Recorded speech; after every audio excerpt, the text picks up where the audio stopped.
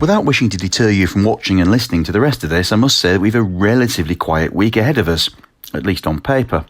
However, many a sports team looks good on paper, only to be useless on grass, so we mustn't let appearances deceive us, because there are at least a couple of items that should be worthy of further study. The macro headlines are likely to be dominated by the Chinese inflation figures and minutes in the latest meeting of the US Federal Reserve. Both are due on Wednesday the 7th of July. But two sets of figures which may give real insight into what's going on in terms of the world economy are due on Friday the 9th of July, and they're the monthly sales figures from TSMC and UMC. They are silicon chip foundries, firms which make semiconductors on a subcontracted or outsourced basis, and they're both leaders in their field. They've both got shares that trade in Taipei and New York. Now, this is important because silicon chips are everywhere. If an item comes with a plug or a signal, there'll be a semiconductor of some kind inside it. Trade body the WSTS thinks that global chip sales will surge by a fifth to $527 billion in 2021 and grow by further 9% in 2022. This is big business. And it matters right now to investors for two reasons. First, because of their ubiquity, silicon chip demand could be a good proxy for global economic activity. And right now, chips are in short supply, especially for industries like autos. Under Moore's law, chip prices usually drop over time, but right now they're going up and potentially fueling inflation. Is this temporary? Well, almost certainly, because the chip industry's history shows that supply always catches up with demand in the end. That's why you see big surges and dips in global sales in the first chart. It's a cyclical business. But it takes time, around 2 years to build a new chip fabrication facility or fab, so maybe this sort of inflation isn't quite so transitory after all. Second, where chip stocks go, global stocks have a habit of following. This shows the main semiconductor index, the Philadelphia Semiconductor Index, or SOX, against America's headline S&P 500. Chip stocks have tended to bottom before the wider market and peak before it. Right now, both the SOX and the S&P 500 are trading at all-time highs. Make of that what you will. Now, so you're not bombarded with numbers, I'll just look at TSMC's latest figures, but you can pass for the same trends at UMC too. TSMC sales grew by 25% in 2020, its best year of growth since 2014, and in May revenues were up 20% year on year, so watch for the June trend.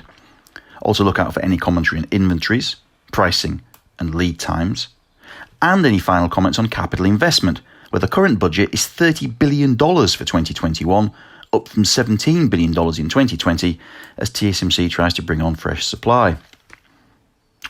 Back on the home front, a select list of firms is due to release results or a trading update. Names which may be worthy of further research may be as follows, either for what they say about themselves, their industry, or the wider economy. Sainsbury and Purple Bricks on Tuesday the 6th of July. Vistry, Robert Walters and Ferrexpo on the 7th. Entain, Persimmon, Grafton and Superdry on the 8th. And MJ Gleeson, Victrex and Senior on the Friday the 10th. But for me, the stock which could cause the biggest fuss in the week ahead is Ocado. The online grocer and intellectual property play is due to report its first half results at the end of May on Tuesday the 6th of July. Now, Ocado shares are flat compared to where they were a year ago and down by a third from their autumn highs. Not perhaps what you might have expected, given the importance of online food delivery over the last 12 months. I guess there are three possible reasons for this modest performance at what you might think would be a time of bounty for the company and its investors alike. First, shareholders have latched on to downtrodden cyclical recovery plays since the autumn, value stocks for want of a better term of phrase, and moved away from perceived long-term secular growth plays such as Ocado. Second, the firm's not expected to make a profit until 2024 at the earliest, as that elusive move into the black keeps moving back. And third, Ocado's facing ever more competition, not just from established supermarket rivals, but newcomers who are offering 1 or 2 hour grocery delivery, such as Wheezy, B-Livery, Getir, Gorillas, DJ and Jiffy. That's forcing fresh investment in new microsite customer fulfillment centres, or CFCs, and thus again potentially delaying that return to profit. Ocado also raised £1 billion in new shares and convertible debt last year to fund its competitive response at the retail operation, which it now owns 50-50 with Marks & Spencer. And when it comes to the figures, analysts will home in on 3 sets of numbers. The first is sales growth from retail, UK solutions and international solutions. Retail is the 50-50 JV with M&S, and Q1 sales rose by 40% year on year. UK and international solutions generate fees from retail partners who use the Ocado smart platform for their online deliveries. That's Morrison's in the UK, and Sobeys in Canada, Kroger in the US, Casino in France, and so on.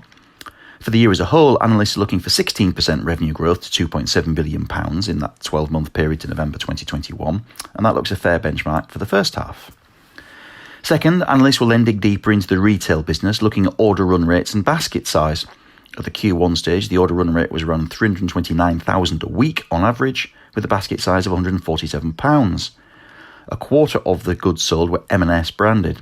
Basket size is still higher than it was pre-pandemic, when the run rate was around £110. Third, attention then will switch to profit, or the lack of it. Ocado likes to refer to earnings before interest, tax, depreciation and amortisation, or EBITDA, with analyst consensus is for a profit, a positive figure of 76 million for the whole year to November, up from 73 million a year ago. But that does exclude quite a lot of costs, and on a pre-tax basis, analysts are looking for a loss of £167 million against £44 million a year ago. In the first half of last year, Ocado lost £41 million pre-tax. More strategically, shareholders will look for comments on the retail joint venture with M&S, the first mini CFC in Bristol, the plans for 2 new major CFCs and 12 micro sites in the UK to support Ocado Zoom, the planned 1-hour delivery service, and then rollouts of the overseas CFCs in Paris and Toronto, and how the timelines for rollout of the overseas deals in France, Canada, America, Australia, Japan and Sweden are developing. I hope that you and your families are all in good health and good spirits. Thank you for listening, and I look forward to talking to you again next week.